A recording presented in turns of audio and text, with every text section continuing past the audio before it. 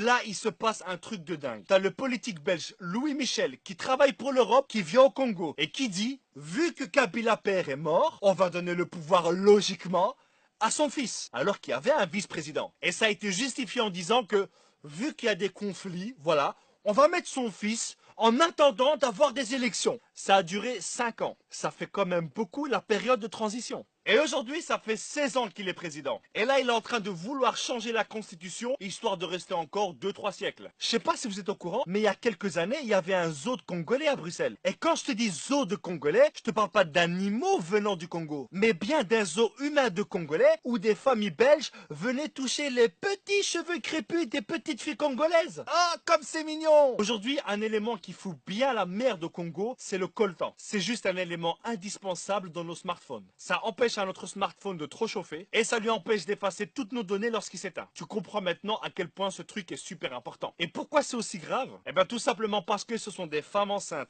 des enfants, des hommes qui sont payés 2 € par jour pour extraire ce précieux minerai. Et il y a des millions de personnes qui meurent à cause de ça. Et tous les fabricants de smartphones, d'ordinateurs, de tablettes utilisent le coltan congolais. Et ce coltan qui pourrait faire vivre tout le Congo est sorti illégalement vers le Rwanda qui le réenterre pour qu'ils puissent dire on est les premiers producteurs de coltan au monde. Quoi?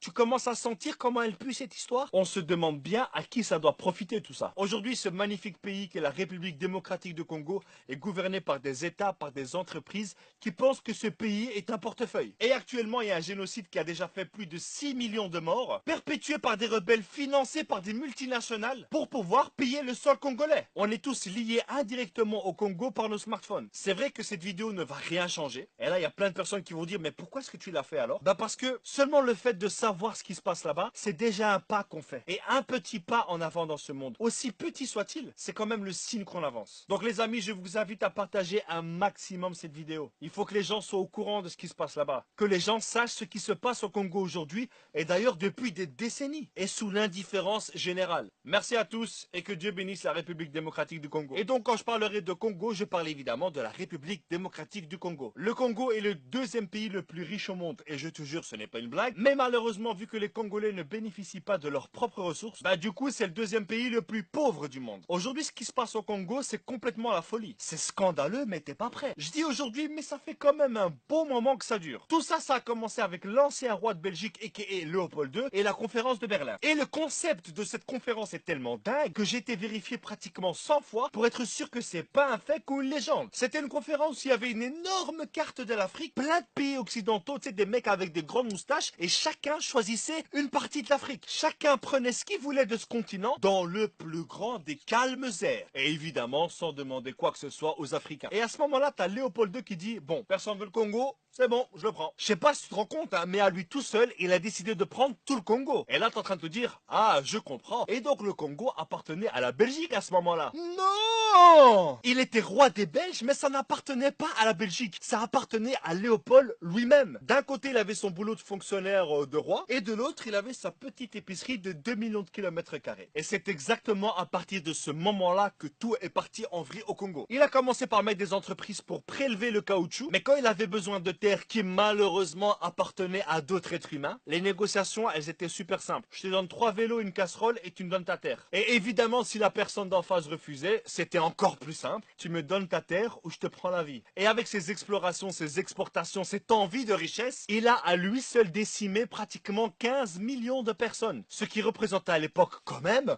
la moitié de la population congolaise. Là c'est chaud là. Là, c'est chaud, quoi. Et le pire, c'est qu'il a jamais mis les pieds au Congo. Il faisait tout ça à distance. Évidemment, un jour, t'as les Congolais qui en avaient un peu marre de cette situation et qui ont exigé leur indépendance. Et là, t'as les Occidentaux qui ont dit, ok, ça va, vous pouvez. Du coup, il y a les Congolais qui élisent leur premier ministre, c'est Monsieur Lumumba, et leur premier président, c'est Monsieur Kasavubu. Et là, tu dis, ils ont un premier ministre, ils ont un président, ils l'ont élu, c'est bon, ils sont indépendants. Mais c'est mal connaître l'Occident. Le Congo avait évidemment son armée constituée de Congolais, sauf tous les les hauts gradés, caporal, chef, capitaine, ce que tu veux, ils étaient tous belges. Donc pour un Congolais, tu lui dis qu'il est indépendant, mais que son chef s'appelle quand même Eric Van Den Put, mais où est le respect? Du coup, après seulement 3 jours d'indépendance, l'armée se rebelle. Quelques semaines plus tard, la province du Katanga se dit indépendante. Et pour ceux qui savent pas, Katanga, c'est juste la province la plus riche de Congo. C'est là où il y a du cuivre, de l'uranium, des diamants, enfin bref, la folie. Et c'est là aussi où il y a plein de pays occidentaux qui prélèvent tout ça. À ce moment-là, Lumumba demande l'aide de la Belgique qui lui disent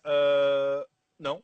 Mais en même temps, les rebelles qui voulaient que Katanga soit indépendante, eux, ils étaient soutenus par la Belgique. Et on se demande bien pourquoi, mais évidemment ceci Ça ne nous regarde pas. donc en gros, leur indépendance, elle a duré max 48 heures. Lumumba, qui n'était pas trop d'accord sur ce qui se passe au Congo, a demandé à la Belgique et à d'autres pays d'arrêter de voler leurs richesses. Et devinez quoi? Il a été tué. Mais ça, on commence à avoir l'habitude. Et l'officier qui a fait ça, il a gardé les dents de Lumumba dans son jardin, histoire de garder des preuves pour dire c'est moi qui l'ai fait. Ensuite, il y a eu Mobutu, et ensuite, il y a Kabila Père, qui, entre parenthèses, lui aussi s'est fait tuer dans des circonstances. Voilà, on n'a rien vu. On ne voit rien. On sait pas.